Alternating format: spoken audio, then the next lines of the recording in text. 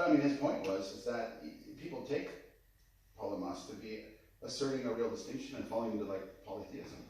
And these new scholars are saying, wait, polemos didn't do this. But then you get to the question of, okay, if the energies are hypostatic or really God, but yet they're only temporal. Right. Like, did God not know structurally what he was going to do before he did it? Right. And he only has ideas of what he does?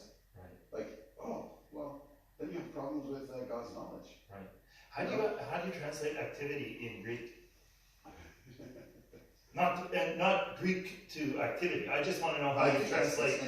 That's it. I think it's energeia. Yeah, I think we're talking about the same thing. Yeah. But yeah, Scotus provides a universal grammar that is able to be accommodated to the essence energies. It's able to be accommodated to created, uncreated grace. It's not difficult. Right, but you see this obfuscation of words as well. It's like when you have a perfectly good English Latin word to translate into, to say energia to energy, just to have the distinction of a word so that it proves a false opposition to the word activity, right? And then it becomes an etymological conundrum for scholars, because then they get the whole, well, it's not really translated. We need to use, well, why don't you just put quote unquote energia? Yeah. Put it in parentheses. Don't say an energy, because we have a perfectly good Latin word that translates it. Yeah, we have. And what is the Greek word for, translation for activity? Yeah. Yeah. Maybe in Greek they could say activity. We should do that, as Byzantine Catholics, when we're making the translation of Scotus, which is vaguely making Orthodox distinctions, but on a much more precise way, answering it unconfused, and not trying to make it a word opposition to Roman theology or scholastic theology, especially Franciscan theology, especially when they were the ones, the Franciscans. Well, didn't you have a paper like that? Yeah. That you just presented? Yeah. The 13th century was entirely Franciscan in terms of the missionary activity. Right. So the termination of that agreement at Lyon was couched in Franciscan theological concepts. Franciscan and Orthodox. Yeah, that's right. Yeah, and it was deemed amenable. Yeah. And so it raises the real question of how Lyon was received, how the theology was being presented at Blachernae. It was only 11 years after the council. Right. But also I wonder too is, why is Blachernae not like a big deal at Florence if it's such a big deal? Right. Well, even the progress of Blachernae. Why talk of manifestations now? Isn't it a product of Lyon? Could it be? Oh yeah, they had to respond. They had to respond. They had no... Right, so it's in dialogue with Franciscan theology that Blachernae even comes around. Exactly. How can they avoid that?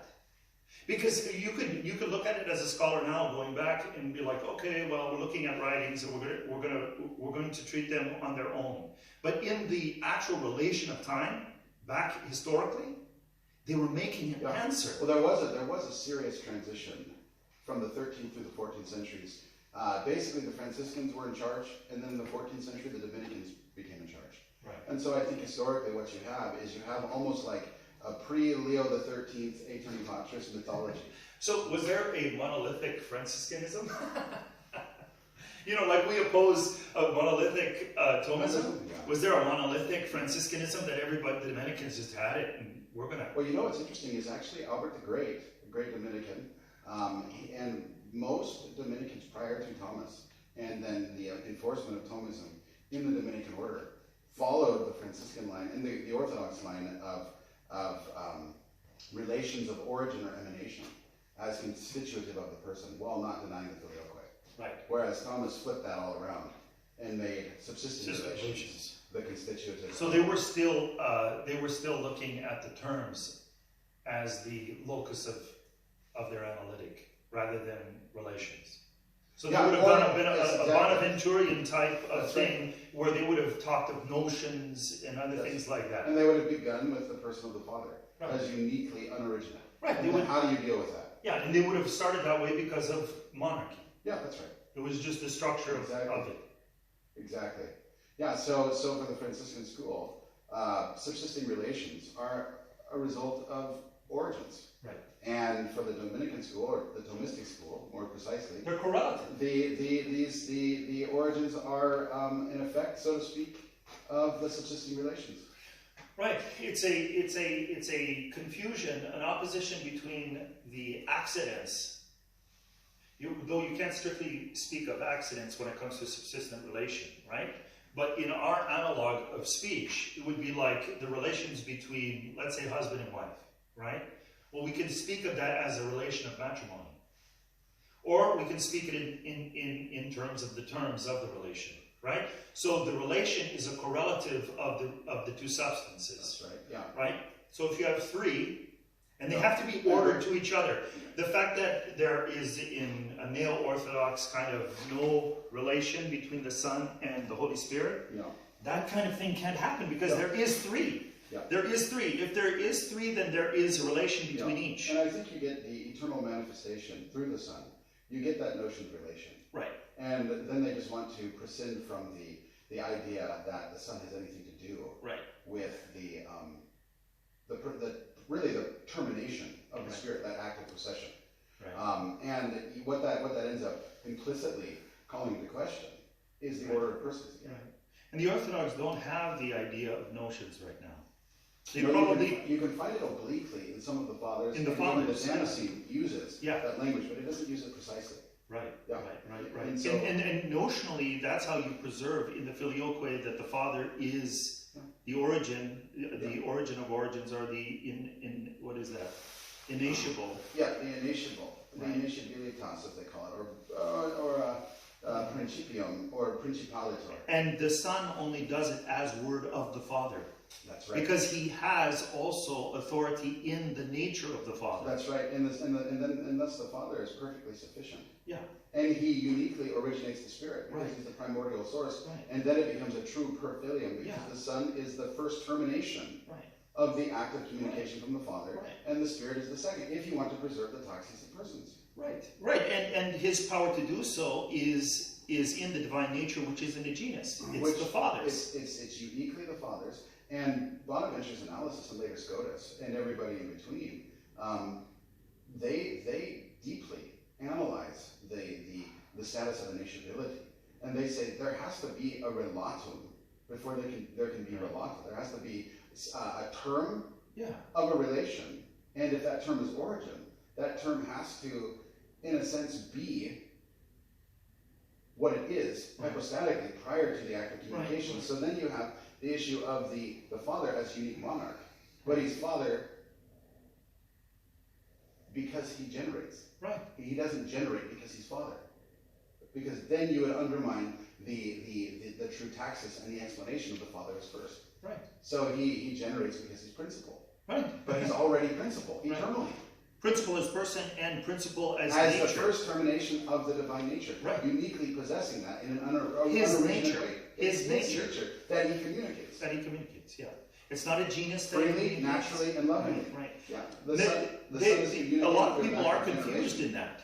A lot of people are confused in that. That's a huge point I tried to say against Photius, is that a lot of the false filioques are dealing with this idea that it is the gift of a generic divine nature, or a copy nature. Yes. And this is where the Orthodox, when they accuse Catholics of giving to the Son the personal properties of the Father, what they're confusing is that the nature of the Father has been given to the Son, but as the Word.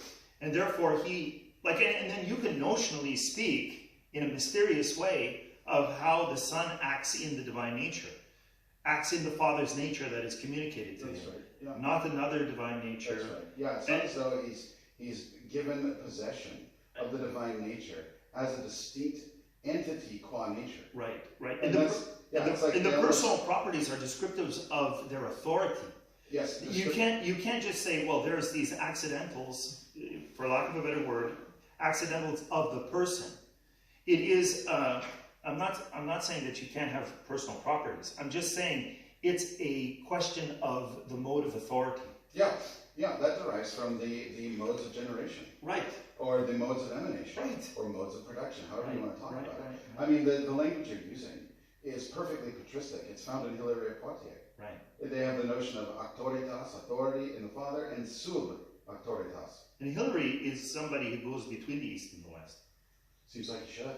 Yeah. I mean, he's a father of the I fourth think century. he travels to Greece at a certain I time. don't remember the Hilaire de Poitiers. Yeah, I don't know the particulars. But Hilarion.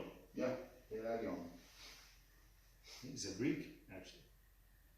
No, you may be right. Well, we claim him. We claim, oh, of course. He's well, French. Well, the West claim, I'm sorry. Irenaeus. It's like, yeah, we killed him. Well, Hilarion, he spoke French, so I trust him. Yeah, you should. You should. But it is a notion of personal order and taxes. Mm-hmm. And if you have authority and you have sub-authority, right, you have to have taxes. Right, and that's what the Holy Spirit is. And this is what like I think it's like Gregory Palamas in some of his. But that doesn't make taxis just a description of the relation of the Father and the Son. Taxis is not just a relation.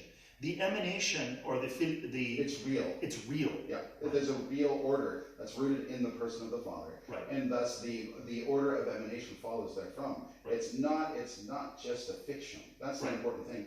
And somebody like even St. Gregory Palamas in his early, I think, 1330s, he wrote a couple apodictic treatises on the Holy Spirit, and he explicitly denies taxes because he can't deal with taxes and maintain in his kind of quasi-Thodian understanding of the divine nature and the order and the Trinity. Right. He can't maintain both, so he ends up denying taxes. And he says this is all just post hoc notional or virtual distinctions we make to the Godhead. Because there's no real logical order in the sense of he generates because he emanates because he generates. No, emanation and generation. Emanation speaks to the generic act of production from the Father, and generation is the mode. They're not causes in the Father to cause. They're not efficient causes in the fact in the notion or understanding that he produces a son and makes the son. Right. Yeah. He doesn't produce the Son because of the Holy Spirit, and he doesn't produce the Holy Spirit because of the Son. Well, it's. You see where I'm stretching it. Yeah. Because then you can kind of, you kind of root it in activities, and you can be confused of the principle of the Father. That's right. Because you're bifurcating causality of the other persons, in kind of like they already have to exist for the Father in order for the other person to be processed from the Father. Yeah. Either by emanation or generation. There's no dependency. It's all in the Father. There's no dependency simply because each person is a termination of the infinite divine nature. Right. And so, like, Gregory of Nyssa, it's all a work of the Father. Bonaventure Scotus, they'll use language like common nature, but it's not common nature in a genus. Yeah. Because this nature it just means because it's infinite. So it has to be united, and there is no dependency of person upon person. This is what Richard of St. Victor correctly, Boethius' definition of person. Boethius says, a person is an individual substance of a rational nature. Well, there's a little bit of confusion when you say individual substance. What are you referring to? Nature? Right. Or the hypostasis? Right. Well, in every created instance, we have them being the same thing. Right. And there's a distinction we make whether virtual, real, or formal. It's more distinct, and it's analogously distinct, like a point is to a line. Yeah. Yeah. Assuming the line person has a point of origin. And so Richard says, no, a person is an incommunicable existence of an intellectual nature. And so what it preserves is the distinction between existence as supposit and nature as what is communicable. Incommunicable, communicable. Those are the two primary categories. And, Bonaventure and Scotus both move away from the primary paradigmatic understanding of being and causality. They move away from act potency. They say this doesn't explain because you do have true causality in the Godhead, but it's not act potency because there's no potency for the Son to be. The Son always is. So when Bonaventure says it very pithily, he says, we produce a word in order to know. Right. But God produces a word because he knows. Right. And so you reverse the order and you say, oh my goodness, the Son is the infinite termination, the perfect termination of this eternal act of natural activity, perfect knowledge. And the Spirit is the same kind of termination in the mode of love or charity. Right. You get some coffee? It's only decaf. And because he possesses the same will as given to him, but not personally moted of the Father, but the Father's nature. That's exactly right. He also does not inherit the authority of origin like the Father. That's right. Therefore, his filioque is subsumed. It's because of the gift of nature and the gift in the mode of being image. Yeah, right? I mean, it's geometrically, I think the whole issue of the triangle and the vertices being the point of emphasis, namely the subsisting relations, this is misleading. Right. Because I mean, I think you can take it as. Well, it's not the main point. No, I think a better analogy for the Trinity is really you have a circle, and you have a point of origin at the top, and the Father generates the Son on one side of the one angle or arc of the circle, and he simultaneously spirates the Spirit on the other, and they terminate here. But the termination of the Spirit is by virtue of the termination of the Son, and thus they work back or move through in this perfect circle. Each other. Using like Florentian's interesting accommodation of Dantean